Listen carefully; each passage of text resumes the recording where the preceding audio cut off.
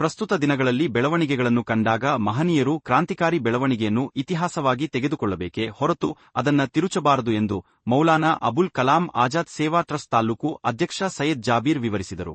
ಪಟ್ಟಣದ ಹೃದಯ ಭಾಗದಲ್ಲಿರುವ ಜಾಮಿಯಾ ಮಸೀದಿ ಮುಂಭಾಗವಿರುವ ನೂರುಲ್ ಹುದಾ ಮದರಸಾ ಆವರಣದಲ್ಲಿ ಆಯೋಜಿಸಿದ ಹಜರತ್ ಶಹೀದ್ ಟಿಪ್ಪು ಸುಲ್ತಾನ್ ಹಾಗೂ ದೇಶದ ಮೊದಲ ಶಿಕ್ಷಣ ಸಚಿವ ಮೌಲಾನಾ ಅಬುಲ್ ಕಲಾಂ ಆಜಾದ್ ಅವರ ಜಯಂತಿ ಕಾರ್ಯಕ್ರಮವನ್ನು ಉದ್ದೇಶಿಸಿ ಮಾತನಾಡಿದ ಅಧ್ಯಕ್ಷರು, ಹಜರತ್ ಟಿಪ್ಪು ಸುಲ್ತಾನ್ ಅವರ ಆದರ್ಶಗಳು, ದೇಶದ ಆರ್ಥಿಕ ಬೆಳವಣಿಗೆ ಕಂಡಂತಹ ಟಿಪ್ಪು ಸುಲ್ತಾನ್ ಕೊಡುಗೆಗಳು, ಮೈಸೂರು ಸ್ಯಾಂಡಲ್ ರೇಷ್ಮೆ ಸೀರೆ, ಕಾಫಿ ಬೀಜ ಹಾಗೂ ಮಹಿಳೆಯರಿಗೆ ಅರೆನಗ್ನ ಕಾನೂನುವಿತ್ತು, ಅದನ್ನ ಬಹಿಷ್ಕರಿಸಿ ನ್ಯಾಯಸಮ್ಮತವಾಗಿ ಕಾನೂನು ಜಾರಿಗೆಯ ಜೊತೆಗೆ ಹಲವಾರು ಬಗೆಯ ಸುಧಾರಣೆಗಳನ್ನು ಜಾರಿಗೆ ಮಾಡಿದಂತಹ ಏಕೈಕ ಮಹಾನ್ ಚೇತನ ಇವರ ಕೊಡುಗೆಗಳು ಎಂದು ಸ್ಮರಿಸಿದರು.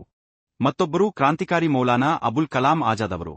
ದೇಶದ ಸ್ವಾತಂತ್ರ್ಯ ಬಂದ ನಂತರದ ಮೊದಲ ಶಿಕ್ಷಣ ಮಂತ್ರಿ ಪ್ರತಿಯೊಬ್ಬರಿಗೂ ನೀಡಿದಂತಹ ಶಿಕ್ಷಣ ಧರ್ಮ ಜಾತಿ ನೋಡದೆ ಎಲ್ಲರಿಗೂ ಶಿಕ್ಷಣವನ್ನ ನೀಡುವಲ್ಲಿ ಮಹತ್ತರ ಪಾತ್ರ ವಹಿಸಿದ್ದರು. ಆದರೆ ಇತಿಹಾಸದಿಂದ ತಿಳಿದುಕೊಳ್ಳಬೇಕು, ಹಾಗಾಗಿ ಇತಿಹಾಸವನ್ನು ತಿರುಚಬಾರದು ಹಾಗೂ ಬೇರೆ ಯಾವುದೇ ರೀತಿಯ ಧರ್ಮ ಆಧಾರಿತ ಕಾರ್ಯಕ್ರಮ ಬಿಟ್ಟು ಮಹಾನೀಯರ ಜಯಂತಿಗಳು ಮುಂದಿನ ದಿನಗಳಲ್ಲಿ ಇನ್ನೂ ಅಚ್ಚುಕಟ್ಟಾಗಿ ಆಚರಣೆಯನ್ನು ಮಾಡಲಾಗುವುದು ಎಂದು ಹೇಳಿದರು. ವಿವಿಧತೆಯಲ್ಲಿ ಏಕತೆ ಇದು ಒಂದು ಘಟನೆ ಸಾಕ್ಷಿ ಚನ್ನಪಟ್ಟಣದ ಮುಸ್ಲಿಂ ಸಮುದಾಯದ ಉದ್ಯಮಿ ಎಸ್ಕೆಬಿಡಿ ಮಾಲೀಕರಾದ ಸೈಯದ್ ಸಾಬ್ ಅವರು ಸರಿಸುಮಾರು 2 ಕೋಟಿಗಳಷ್ಟು ಖರ್ಚು ಮಾಡಿ ಬಸವೇಶ್ವರ ದೇವಸ್ಥಾನವನ್ನು ನಿರ್ಮಾಣ ಮಾಡಿದ್ದಾರೆ. ಇಂತಹ ಸಾಕ್ಷಿಗಳು ದೇಶದಲ್ಲ ಹಲವಾರುವಿದೆ. ದೇಶದ ಜಾತ್ಯತೀತತೆ ಸಹೋದರತ್ವವನ್ನ ಸರಿ ಸಮನಾಗಿ ಕೊಂಡೊಯ್ಯಬೇಕು ಎಂದು ಅವರಿಗೆ ಇದೇ ವೇದಿಕೆಯಲ್ಲಿ ಅಭಿನಂದಿಸುತ್ತೇನೆ ಎಂದರು.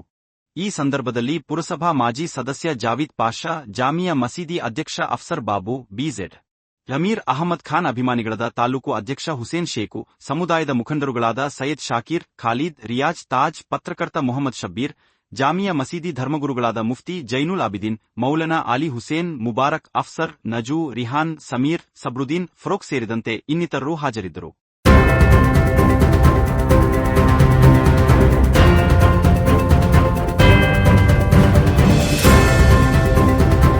ಇಡೀ ಭಾರತ ದೇಶಾದ್ಯಂತ ಟಿಪ್ಪು ಸುಲ್ತಾನ್ ಜಯಂತಿ ಮತ್ತು ಮೌಲಾನಾ ಅಬುಲ್ ಕಲಾಂ ಆಜಾದ್ ಅವರ ಜಯಂತಿಯ ಜನ್ಮದಿನಾಚರಣೆ ಶುಭಾಶಯಗಳೊಂದಿಗೆ ಇವತ್ತು ಸಮಾಜದಲ್ಲಿ ಆದಂತ ಬೆಳವಣಿಗೆಗಳು ಕಂಡಾಗ ಮಹನೀಯರು ಇವ್ರು ಏನ್ ಕ್ರಾಂತಿಕಾರಿ ಬೆಳವಣಿಗೆ ಮಾಡಿದ್ದಾರೆ, ಈ ಕ್ರಾಂತಿಕಾರಿ ಬೆಳವಣಿಗೆಯನ್ನು ನಾವು ಇತಿಹಾಸವಾಗಿ ತಗೋಬೇಕು, ಇತಿಹಾಸನ ತಿರ್ಚಕ್ ಹೋಗ್ಬಾರ್ದು.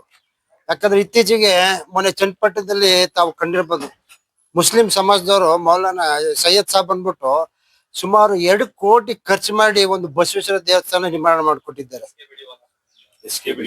ಎಸ್ಕೆಬಿಡಿ ಮಾಲೀಕರು ಅಂತ ಅವರು ಸುಮಾರು 2 ಕೋಟಿ ರೂಪಾಯಿ ಮುಸ್ಲಿಂ ಸಮಾಜದವರು ಬಸವೇಶ್ವರ ದೇವಸ್ಥಾನ ನಿರ್ಮಾಣ ಮಾಡಿಕೊಟ್ಟಿದ್ದಾರೆ. ಈ ತರ ಸುಮಾರು ಘಟನೆಗಳು ಈ ದೇಶದಲ್ಲಿ ಇದೆ. ಈ ದೇಶದ ಜಾತ್ಯತೀತ ಸಹೋದರತ್ವ ಸಾಮಾಜಿಕ ಎಲ್ಲ ಸರಿಸಮಾನವಾಗಿ ನಾವು ತಗೊಂಡೋಗ್ಬೇಕು. ಆಮೇಲೆ ಹಜರತ್ ಟಿಪ್ಪು ಸುಲ್ತಾನ್ ರವರು ಕೊಟ್ಟಂತ ಆದರ್ಶ, ಯಾಕಂದ್ರೆ ಇವತ್ತು ಈ ದೇಶದ ಆರ್ಥಿಕವಾಗಿ ಬೆಳವಣಿಗೆ ಕಂಡಂತರು ಟಿಪ್ಪು ಸುಲ್ತಾನ್ ಕೊಡುಗೆಗಳು. ಯಾಕಂದ್ರೆ ಮೈಸೂರು ಸ್ಯಾಂಡಲ್ ಇರ್ಬೋದು, ರೇಷ್ಮೆ ಸೀರೆ ಇರ್ಬೋದು, ಕಾಫಿ ಬೀಜ, ಆಮೇಲೆ ಕೊಡಗಲ್ಲಿ ಅವ್ರ ಕಾಲದಲ್ಲಿ ಅರೆನಗ್ನ ಮಹಿಳೆಯರಿಗೆ ಅರೆನಗ್ನ ಕಾನೂನಿತ್ತು, ಅದನ್ನೆಲ್ಲ ಬಹಿಷ್ಕಾರ ಮಾಡಿ ಮತ್ತು ಒಳ್ಳೆ ನ್ಯಾಯಸಮ್ಮತವಾಗಿ ಆಡಳಿತ ಕೊಟ್ರು, ಉಳ್ಳನಿಗೆ ಭೂಮಿ ಕೊಟ್ರು. ಆಮೇಲೆ ಮತ್ತೊಬ್ರು ನಮ್ಮ ಕ್ರಾಂತಿಕಾರಿ ಮೌಲಾನಾ ಅಬುಲ್ ಕಲಾಂ ಆಜಾದ್ ಅವರು ಈ ದೇಶದಂತ ಸ್ವಾತಂತ್ರ್ಯ ಬಂದ ನಂತರ ಮೊದಲ ಶಿಕ್ಷಣ ಮಂತ್ರಿ ಮೌಲಾನಾ ಅಬುಲ್ ಕಲಾಂ ಆಜಾದ್ ಅವ್ರು ಕೊಟ್ಟ ಪ್ರತಿಯೊಬ್ಬರಿಗೂ ಶಿಕ್ಷಣ. ಅವತ್ತು ಅವ್ರು ಯಾವುದೇ ಧರ್ಮ ನೋಡಿಲ್ಲ, ಜಾತಿ ನೋಡಿಲ್ಲ, ಅಂಥವ್ರು ಇವತ್ತು ಕ್ರಾಂತಿಕಾರಿ ಬೆಳವಣಿಗೆಯನ್ನು ನಾವು ಇತಿಹಾಸವನ್ನು ತಿರ್ಚಕೋಬಾರ್ದು. ಇತಿಹಾಸ ಹೇಗಿದೆ, ಇತಿಹಾಸ ಜೊತೆ ನಾವು ಹೋಗ್ಬೇಕೆ ಹೊರತು ಬೇರೆ ಯಾವುದೇ ರೀತಿಯ ಧರ್ಮಾಧಾರಿತ ಕಾರ್ಯಕ್ರಮ ಬಿಟ್ಟು ಮಹನೀಯರ ಜಯಂತಿ ಮುಂದಿನ ದಿನದಲ್ಲಿ ಇನ್ನೂ ಅದ್ದೂರಿಯಾಗಿ ಆಚರಣೆ ಮಾಡೋದ ಅಂದ್ಬಿಟ್ಟು ಇವತ್ತು ನನ್ನ ಜೊತೆ ಜಾಮಿಯಾ ಮಸೀದಿ ಕಮಿಟಿ ಅಧ್ಯಕ್ಷರು ಅಫ್ಸರ್ ಬಾಬು ಅವರು ಇದ್ದಾರೆ, ನಮ್ಮ ವಾರ್ಡ್ ನಂಬರ್ 21 ಸದಸ್ಯರಾದ ಜಾವೀದ್ ಪಾಷಾ ಇದ್ದಾರೆ, ಮುಖಂಡರಾದ ಖಾಲು ಇದ್ದಾರೆ, ಫಾರೂಕ್ ಇದ್ದಾರೆ, ಸೈಯದ್ ಶಾಕೀರ್, ಸಬ್ರುದ್ದೀನ್ ಖುರೇಶಿ, ಇವ್ರಿಗೆಲ್ಲ ನಾನು ಕೃತಜ್ಞತೆ ಸಲ್ಲಿಸ್ತಾ ಹುಸೇನ್ ಅವರು ಇದ್ದಾರೆ.